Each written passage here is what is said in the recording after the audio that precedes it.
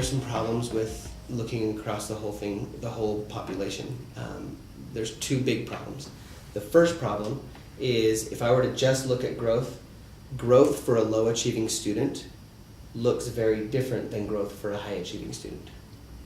I might have a low achieving student who makes gains, like from this score here up to this score here, right? And he may make a 15 or 20 point jump in his overall score. But on the high end, I might have a kid who scored almost perfect last year, and that kid can't make a 15 or 20 point jump because they had almost a perfect score last year.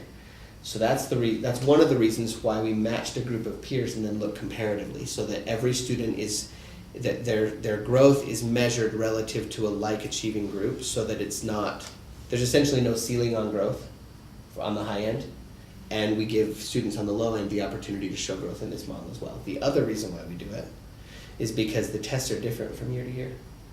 The 5th grade math test is different from the 4th grade math test.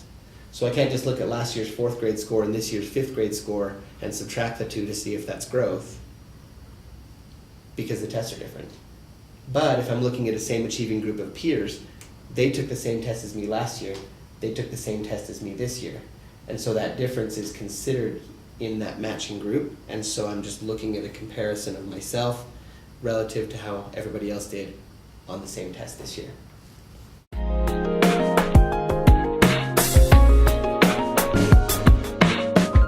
felt that in a high school that those end of level tests don't represent everything that we do, because it's language, math, and science. And that represents 3 class periods of 7 or 8 for our high school students. And they wanted a measure that was more of a whole school measure instead of just 3, departments. In an elementary school, every teacher teaches math, every teacher teaches language, every teacher teaches science. But in a high school, if I just report on language, math, and science proficiency, then I've left out more than half of my faculty.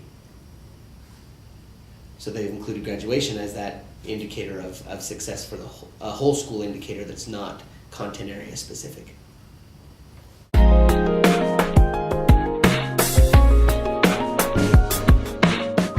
Policy problem with the way that average is calculated in our junior high and our elementary schools. And it's easier to get a statewide average in a high school because our high schools statewide are either 9 through 12 or 10 through 12, most of them. But on the elementary and the middle schools, there's lots of different grade configurations. We have K3 schools in the state, we have K5 schools in the state, we have middle schools that go from 4th through 8th grade. We have middle schools that go from 6th through 9th grade. We have junior high schools that go from 7th to 9th grade, like our model. Uh-huh. And so that 398 average is every school in the state that's not a high school.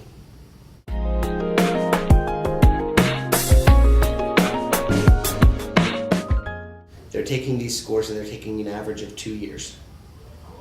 And the bottom achieving 15% of our Title I schools are going to be identified as either priority schools or focus schools, and they're going to get those resources that used to be provided under the school improvement model.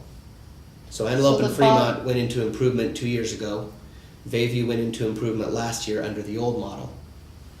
Now they're going to take the bottom 15% of schools statewide, and they're going to identify those schools as schools that are in need of those additional resources. Now, of our schools, we have only one. Well, actually, we have 2. We have 2 schools that fell in the criteria of that bottom 15% of the state. Bayview is a focus school, and that means that they were in the 6 to 10% range.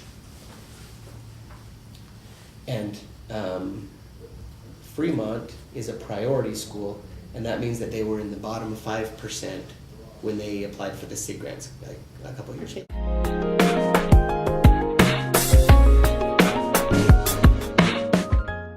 Because it's a new measure, we can't really attach a good enough or not good enough value to any particular score. I can't say everything above a 400 is good, everything below a 400 is bad, okay, because we haven't had enough experience in working with those. Now we are concerned for our schools that are not showing progress where they want to be. The emphasis that the district has placed now is on this growth indicator. And we're concerned about our schools that are not showing growth. And those low growth schools are ones where we're going to put our resources. If we said everybody below average is in trouble or is in need of those extra resources, then we would run out of resources. Because statewide, that would mean that half of our schools would be receiving all those resources and they would be spread way too thin.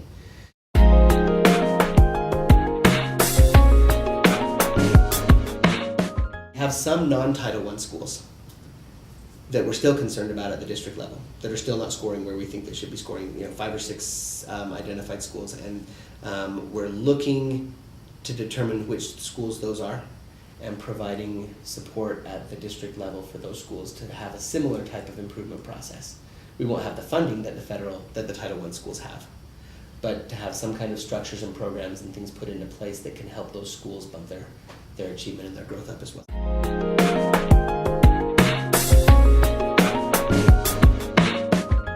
This being the first year out, we have an opportunity to get some feedback from the community, from policymakers, from educators, and then we're going to make any needed modifications to make sure that it more accurately represents what we do.